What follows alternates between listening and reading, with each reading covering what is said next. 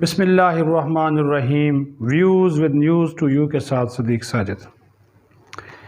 हुकूमत और election commission के दरमियान बढ़ती हुई लड़ाई ने अब एक बड़े रियासती इदारे का रुख किया है।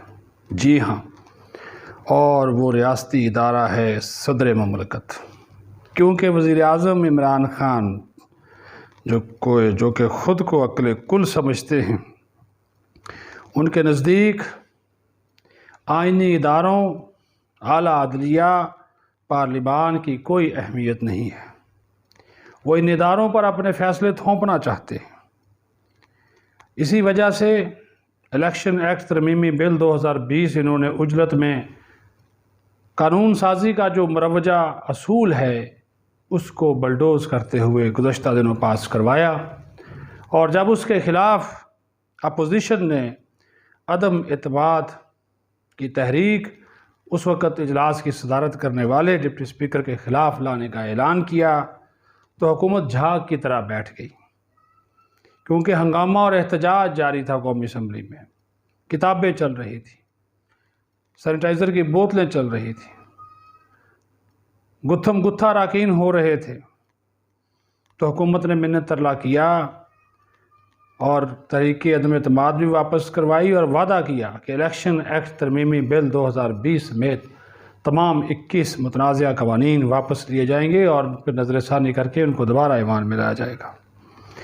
जैसे ही शहबाज शरीफ की तकरीर हुई, बिलावल भुट्टो की तकरीर हुई, हुकूमती वज़रा मीडिया पर आते हैं और कहते हैं इलेक्शन एक्ट तरमीमी बिल 2020 पर नज़रसानी नहीं होगी।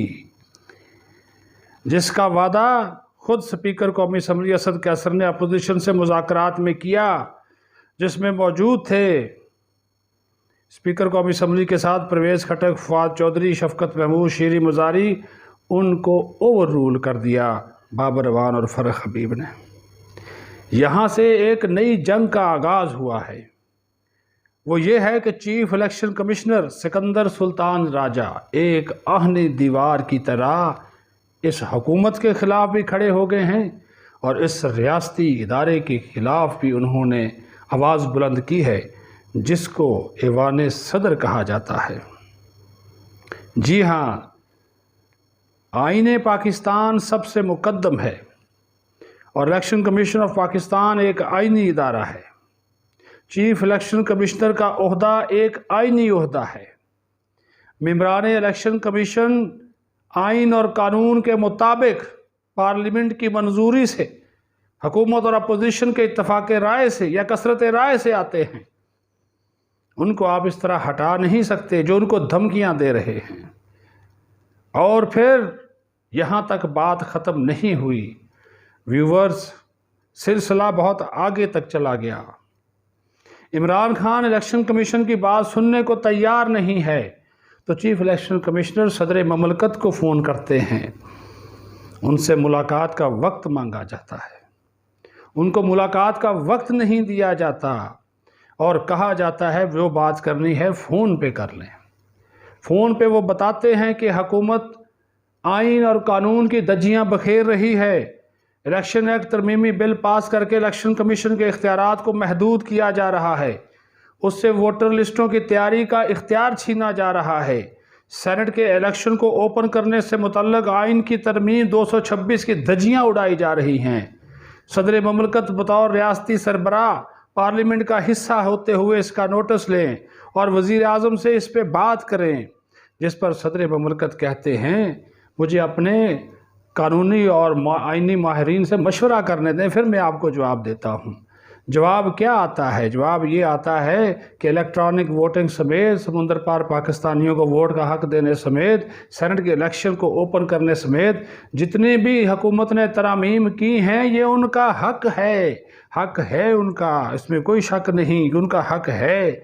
लेकिन क्या आइन से बरतर है, आइन से बालातर है कानून? कानून आइन के ताबे है, आइन कानून के ताबे हरगज़ नहीं है। लेकिन ये हुकूमत आइन को कानून के ताबे बल्कि अपने ताबे करना चाहती है, इसके ऊपर मुसल्लत करना चाहती है। ये चीज़ें नहीं चल सकती। इसी वजह से میں تو خراج تحسین پیش کرتا ہوں چیف الیکشن کمشنر کو کہ وہ ایک سٹینڈ لے کر وہ کھڑے ہو گئے۔ یہ سٹوریز چونکہ ڈیولپڈ ہو رہی ہیں، روزانہ کی بنیاد پر ہم آپ کو اس سے آگاہ کر رہے ہیں اور کرتے رہیں گے کہ یہ ایک ٹکر لی ہے، اور شکر ہے کہ کسی نے تو ٹکر لی۔ سیکرٹری الیکشن کمیشن دباؤ نہیں سہ سکا اختر نذیر، لیکن اور چلا گیا، عہدہ چھوڑ دیا، لیکن چیف الیکشن کمشنر کو کہا جاتا ہے فلاں کو ہٹاؤ، فلاں کو ہٹاؤ، کہتا نہیں، یہ میرا کام ہے، آپ کا کام نہیں ہے، کس کو رکھنا ہے کس کو نہیں رکھنا میرا کام ہے۔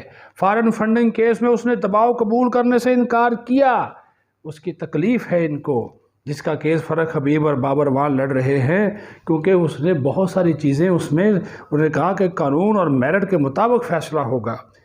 اور پھر یہ جو آپ الیکٹرانک ووٹنگ، اس نے کہا آئین کی کم از کم 15 سے زیادہ شقیں ایسی ہیں جس کی اس قانون میں نفی کی گئی ہے، الیکشن کمیشن کی ترامیم کو مانا نہیں گیا ہے، الیکشن کمیشن کی جو سفارشات ہیں اس کو ردی کی ٹوکری میں پھینکا گیا ہے۔ تو پھر اس آئینی ادارے کے خلاف اس کو حکومت اپنے مقاصد کے لیے استعمال کرنا چاہتی، اور یہ سلسلہ شروع ہوا ڈسکا کا ضمنی انتخاب۔ آپ یاد کریں چیف الیکشن کمیشنر نے دباؤ قبول کرنے سے انکار کیا، وہاں پہ خفیہ اداروں کو نہیں جانے دیا، اور جو رزلٹ تھا اس کو اوپن کیا، کہا گیا کرونا ہے الیکشن ہی نہ کروائیں، انہوں نے نہیں مانا۔ اور آج چیف الیکشن کمیشنر اگر صدر مملکت سے ٹکر لے کر کھڑا ہو گیا، حکومت سے ٹکر لے کر کھڑا ہو گیا، اور بار بار اراکین پارلیمنٹ سے کہہ رہا ہے کہ قومی اسمبلی نے تو اس بل کو پاس کر دیا، سینٹ اس کو پاس نہ کرے۔ سیکرٹری پارلیمانی امور کا خط لکھا جاتا ہے، اس میں کہا جاتا ہے کہ وزیر اعظم کو آگاہ کریں کہ وہ وائلیشن کر رہے ہیں آئین کی اور قانون کی، اور جاتے جاتے خبر دے جاؤں۔